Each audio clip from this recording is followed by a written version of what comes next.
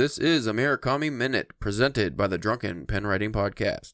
The wait is over. Finally over. We are back with another Murakami Minute series. Uh-huh. What was the last one we did?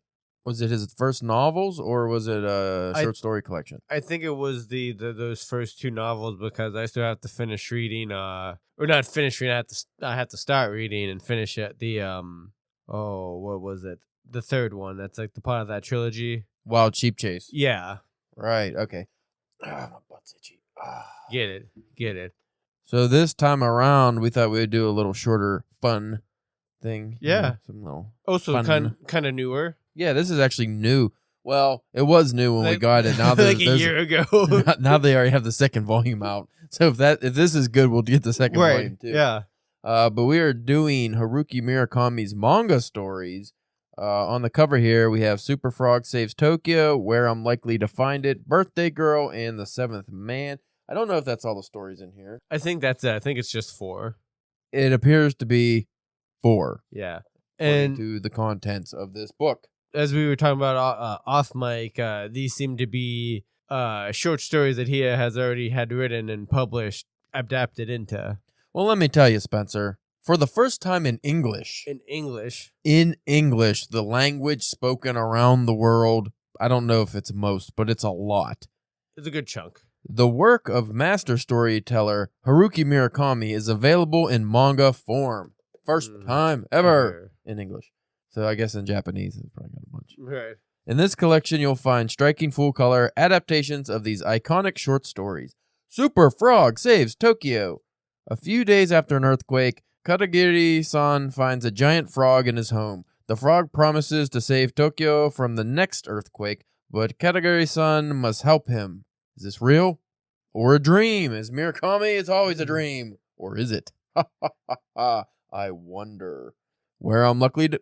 Ugh. Poop out of my own bed. Fixed it out. Where I'm lucky... I didn't think you were that flexible anymore, Caleb. That's like a spoon or something. Stop it. This is supposed to be our highbrow series. This is where we get the intellectual crowd. Can't be talking about poop out of your butt. Where I'm likely to find it. A woman's husband goes missing and she hires a detective to find him. As the detective picks up clues about the man's whereabouts, he reflects on the meaning of his own life. Ooh, dun dun dun. Birthday Girl. A woman tells a friend the story of a surreal encounter on her 20th birthday with the owner of the restaurant where she works. It's always a familiar theme, like a guy who owns a bar or restaurant just listening to weird problems. Yeah. Which I think is probably Murakami when he owned his jazz bar. Yeah. Was it Peter Cat?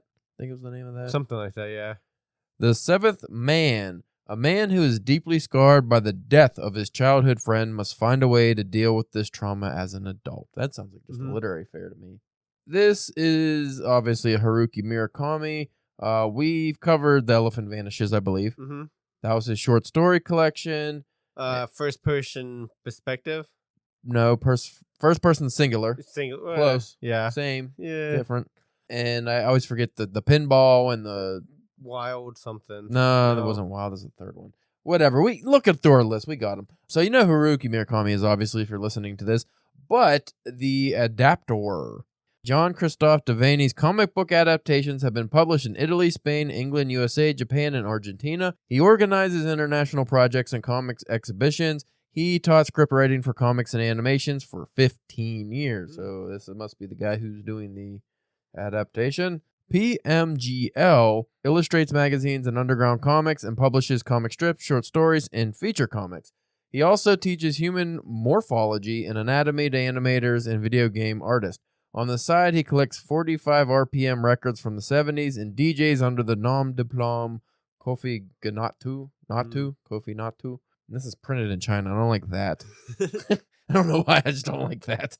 I think an important thing to point out is that even though that they're manga stories, is that it's printed in normal comic style. Yeah. So if any viewers who might have trouble reading traditional manga, which is right to left, and essentially backwards. Like you start what would be the end of a normal comic and go the other way. This is normal. So if that was something you were worried about, I wonder if there is a Japanese version of this, if it's manga style. I would think so. Again, this is adapted by Jean-Christophe Deveney and illustrated by PMGL. I never heard of PMGL, but his style is unique. These are pretty funky. See, that's the hard thing is that when we're doing this, we can't show you the art because we don't have video. So you just have to get this collection yourself if you want to. But the art's cartoony. It's pretty funky. Well, I think the art's different for each story. Yeah, and no, this is an interesting. So you got the adapter and the illustrator, and obviously the writer Haruki Murakami. This is what I thought was interesting. There's also the third listing on this cover page: original onomatopoeia by Misato Morita. Huh. So the sounds, or the original Japanese sounds. Well, I think that would make sense because, in Japanese manga, it's all instead of the normal onomatopoeias we have, they have they have weird ones. They have certain symbols and stuff that are used for sounds and stuff like that. And by weird, I mean weird for us. Not that don't translate over to the okay, English. For instance, so here's a buoy in the water with somebody sitting on it and a boat coming. The onomatopoeia is here. Zanbun, Zunu, Ubu, and Zanban. So not what we would have. And then Chison is the sound of a cash register.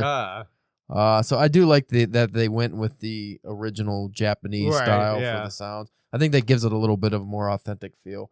But I'm excited to dive into that. Word. I'm not going to release this episode this week. I'll do it after our guest next week.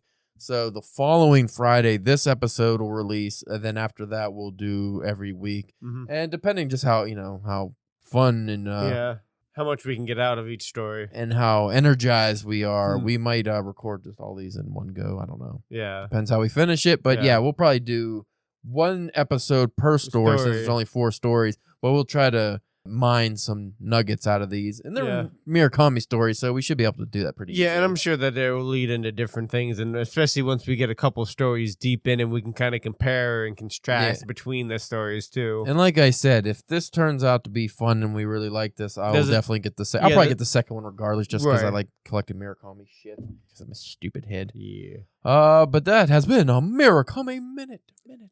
So do you know the stories for the second one? I did not look because I didn't want to be tempted to buy it. I would be cool if there was at least one I knew and read. Right, yeah, that's what I was wondering. That's what I was thinking about, in that first person singular, the one with the monkey. Yeah. The talking monkey. I was like, that would be a cool, a 20-page story or something, you know what I mean? That could be interesting. Yeah, that would actually make a good story, too, because it's just weird enough. Yeah. There's 3 of these motherfuckers? Oh, wow. Or, I don't know. Maybe the third one's pre-order or something. I thought the second one was no, the second one is out.